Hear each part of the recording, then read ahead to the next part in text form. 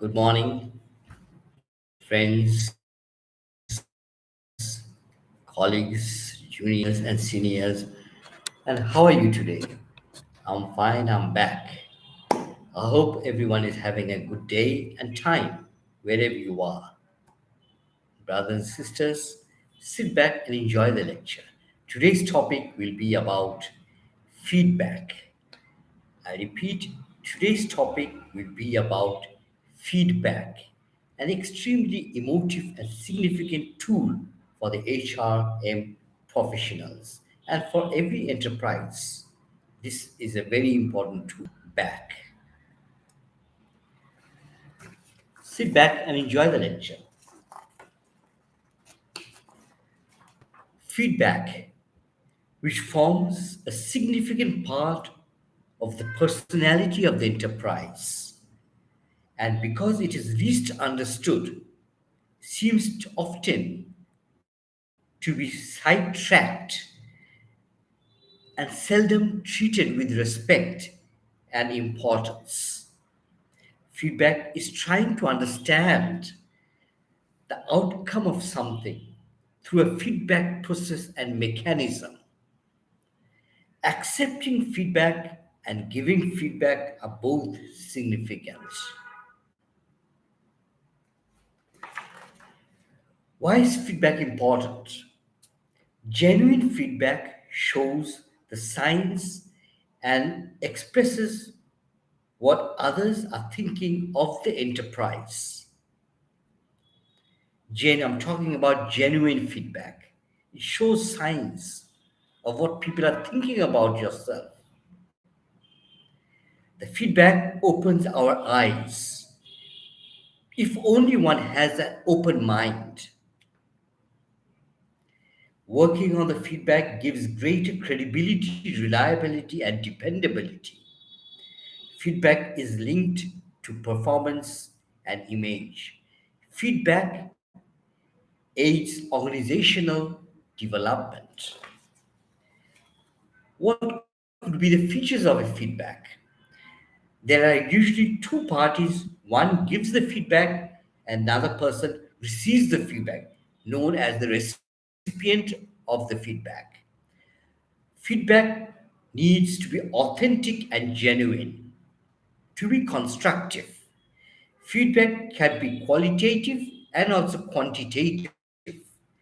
Feedback aims to bring about positive change if this tool is used correctly. Types of feedback. Feedback can be motivational feedback, developmental feedback, constructive feedback, intrinsic feedback, and extrinsic feedback. I repeat, types of feedback. Normally, it can be motivational feedback, developmental feedback, constructive feedback, intrinsic feedback, and extrinsic feedback. Also, feedback can be negative feedback, positive feedback, immediate feedback, delayed feedback, and feedback in writing or orally. There's so many types of feedback. Let me run down the feedbacks again. Feedback can be of many types. For example, motivational feedback, developmental feedback, constructive feedback, intrinsic feedback, ex- extrinsic feedback, motiv- positive feedback, negative feedback, immediate feedback, delayed feedback. Feedback also can be in writing or orally. In most cases, feedback is actually both orally and in writing. Ideally, the top management, along with SHRM professionals, should treat feedback as a separate organizational activity. And what could be the media chosen to express this feedback? Feedback can be expressed through performance appraisal, customer survey, suggestion box, employee survey, discussion with the top management, etc. You can use all these medias of expressing them, dealing with feedback. For example, performance appraisal, customer survey, suggestion box, employee survey, discussion and meetings related to feedback with clients and customers, etc. Of the many media, performance appraisal seems to be the most important till date to assess employee performance. I repeat, to assess employee performance, we use performance appraisals. The major problem with performance appraisals is it is seldom done by professionally and suitably qualified SHRM professionals. That's why it lacks, to some extent, credibility. SHRM professionals are trained in giving and receiving feedback. We know the words you choose to express your feedback. If it's negative feedback, has a separate words. Positive feedback has another separate words. We are playing with words. It's very important to understand words. In fact, when you're dealing with negative feedback, you'll have to think about rearranging your words to avoid any complications.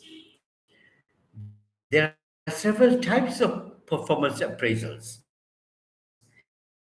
Global essay, where you write an essay on somebody. It can be subjective. That's called global essay. Above, again, there's another type of feedback, performance appraisal, which is about rating somebody against some criterion. For example, outstanding, excellent, good, fair, and satisfactory. I repeat, rating somebody against outstanding, excellent, good, fair, and satisfactory. It may be subjective, but it's a very popular, it's very popular these days. This feedback is very, it can be quite significant and it's popular in the industry.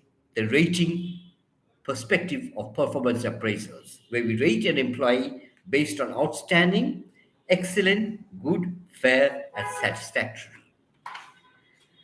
Trait rating is another type where an employee is rated against a list of personality traits such as problem solving, motivation to work, team spirit, etc. Here, personalities need to be accurately defined, explained, and used. Peer ranking is another type and very much used in the forces. Organizational records also is another type where employee is assessed against hard data held by the enterprise. For example, absence records, sick records, disciplinary records, grievance records, all these. But again, hard hard data is not always reliable. Solely relying on hard data is not a good idea. Critical incidents is also very important. Another way of measuring performance is through critical incidents developed during the 50s, and the concept of this kind of performance management is to collect information related to critical incidents of employees. Behaviorally anchored rating scales known as bars elaborate based on elaborate job analysis done with each role. We call that bars, which is behaviorally anchored rating scales. It can be quite expensive, particularly the bars performance appraisal. Also, we use nowadays, also it's very popular 360 degree of performance appraisals, where a person is appraised by juniors, colleagues, seniors, and the stakeholders without telling the employee that he's being appraised. That's called 360 degree appraisal, where the employee is not told that he's being appraised, but he's being appraised by his juniors, seniors, colleagues, and the stakeholders. And in some organizations, even at a, this is at a very experimental stage where juniors are performance appraised by juniors. I repeat, performance appraisal for an employee is done by juniors within the organization. That means whom the person serves, they appraise the person. Like here I am, I'm the advisor of this organization, looking after head of human resources. I'm appraised by my juniors. They appraise me. It's a new type of appraisal. It's not really very common, not very popular, but it it exists in theory. But I think it's significant. I think it's significant because you're serving the juniors and they must know, they must understand how they feel about my personality. To some extent, it makes sense. But think about it.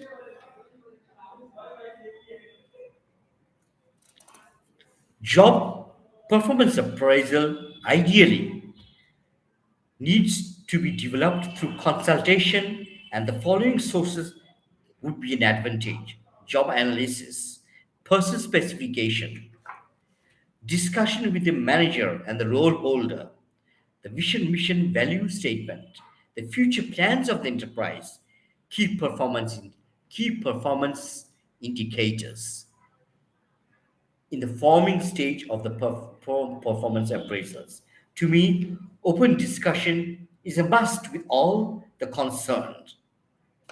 And also, when I'm appraising somebody, I should maintain confidentiality.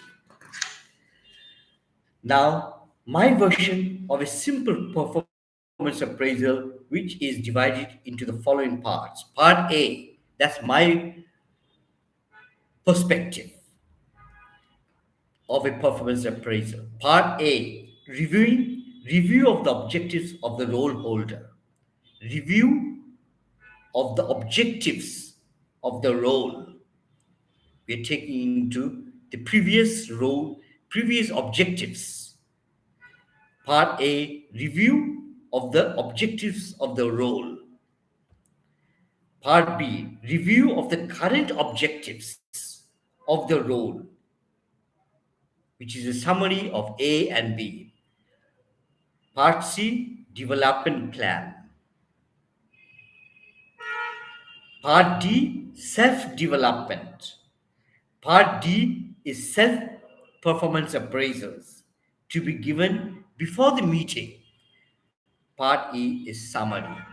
So I repeat, part A is review of the objectives of the role.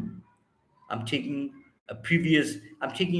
I'm looking at performance objectives previously, whether I'm taking into consideration. Part B, review the current objectives. Development plan, if any. Self appraisal and summary of the performance appraisals. Whether the employee has fulfilled his objectives or not. If not, why? And whether that has any training implications or not. Fairly simple. The main reasons for performance improvement, per, performance appraisal improvement should ideally be inspiring. In fact, Performance appraisal as a tool must be used. It must be used in a manner which is inspiring, encouraging others, not to criticize the employee, to find out how to help the employee to move forward in his career. If there is anything more important than customers for a business or service provider, needless to say, business exists to serve customers.